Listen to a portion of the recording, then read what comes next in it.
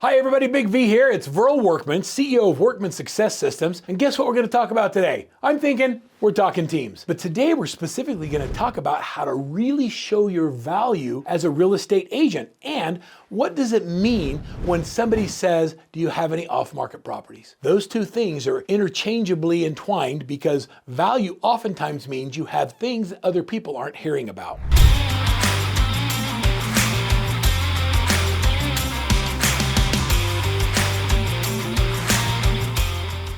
I'm going to share with you how to stand out in a saturated market and how to be different. I'm going to show you how to really share your value with the consumer by providing things other people aren't willing to spend the time to provide. And I'm going to give you a step-by-step process on how to identify and find off-market properties. So stay tuned, get ready. This is going to be one of the best videos we've ever produced in our Talking Teams track.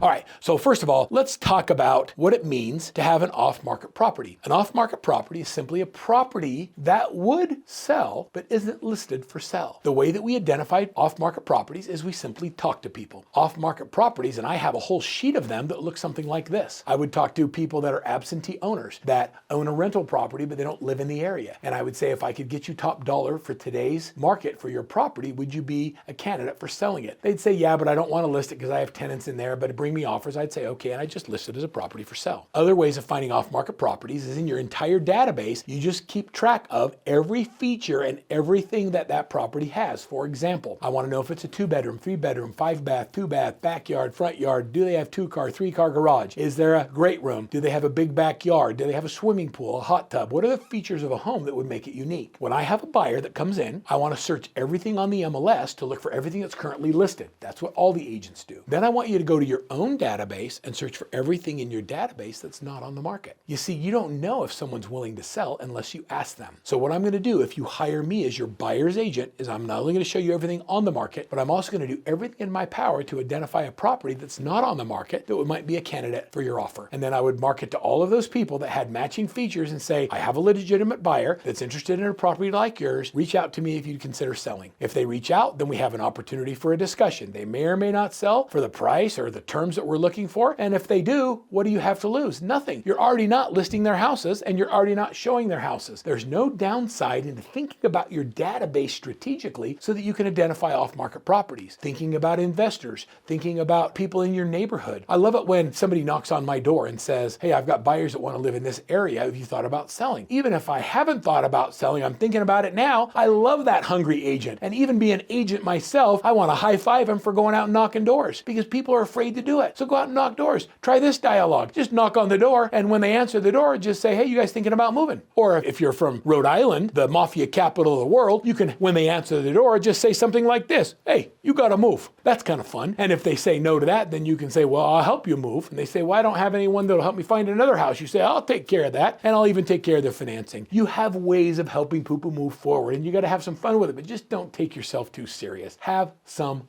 fun. Go out and knock some doors. Let's find out who wants to move. What if someone said, wow, that's so weird that you knocked on my door. We were just thinking about moving. That's the concept of an off-market property. Off-market properties are simply properties of people who would sell if the right terms and conditions were presented to them. Being an agent and a good buyer's agent, where you're trying to justify your value to the consumer today, requires you to do more than the average agent. You can't just say, I'm going to show you everything on the MLS. There was a time when we needed that because only agents had access to the MLS. Now the consumers have access to everything on the MLS through Zillow and IDX websites and other things. The one thing that you think brought you value as access to properties is no longer your unfair competitive advantage. We have to give more value today, and one of the best ways to do it is to help by identifying off-market properties. I'm going to give you 5 ways now to set yourself apart and offer more value to your consumer. Number 1 is I really want you to be an expert. You know, just showing up and then winging it is no longer okay in real estate. In order to make the kind of money that you'd like to make in real estate, you have to give more value than the dollars you're being paid. Have you ever felt like that was too easy and I got paid too much for what I did? If you've ever felt like that, I promise you, your client on the other side feels the same way. So you have to bring more information. You have to be a true expert. When someone asks about neighborhoods, they ask about schools, they want to know about condition, home inspection, you have to be an expert. You can't just refer to other people who are experts. You are the center of the interaction. It's okay to have people you go to get answers to questions, but I promise you, the more you know and the more expertise expertise you have, the more value you have in the eyes of the consumer. I like to say to my buyers in today's world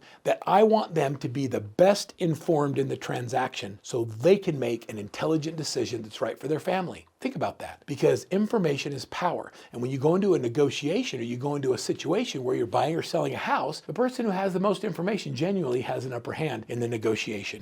Number two is, I want you to become power users of your technology. We have artificial intelligence, we have our MLSs, we have our CRMs, we have critical technology today that allows us to have an unfair competitive advantage. We use it on the base level or the basic level that we need to be able to get by in our business. It's time that you up your technology IQ and become power users of the resources that give you that unfair advantage in today's marketplace. Number three is, we can't just give okay service. I want you to give 5-star exceptional service. Have you ever been to a hotel when the people greet you and call you by name and they have radios on when you're walking down the hall? People say, "Hello, Mr. Workman. Hello, Mrs. Workman. Congratulations on your anniversary." When you're in that kind of a hotel, that exceptional service makes you want to come back because the people are taking special attention on the smallest details that create an amazing experience. Are you creating amazing experiences for your clients? Are you taking it to another level in customer service? It's time to provide exceptional service and not be average. Number four is be proactive. And that means that you have to ask the right questions and then begin to anticipate your client's needs before they even bring them up. So when you ask the right questions, you put yourself in a position to actually understand what they want and need and anticipate potential problems or properties before they occur. And then you put yourself in a position to be of real value and of real service during that interaction. I never want a client to sit at the closing table and look at how much I made and go, "For what?" I want them to look at that and say, "Oh my gosh, that was totally worth it." So are your clients feeling like it was totally worth it? Are you giving them off-market properties? Are you sharing with them information that will help them be the best informed at the negotiation? We have a shift module called the River of Real Estate that talks about why people move and what happens and what goes through their mind and the motivators that cause people to take action. I want you to read the River of Real Estate and understand why people move, and then make sure you're putting them in a position to be able to dominate in the real estate transaction. The time is now, ladies and gentlemen, to focus on the right activities, to do the right things. Download the River of Real Estate, listen to it, watch it, read it, practice the scripts and dialogues, and start setting yourself up to give more value in every real estate transaction.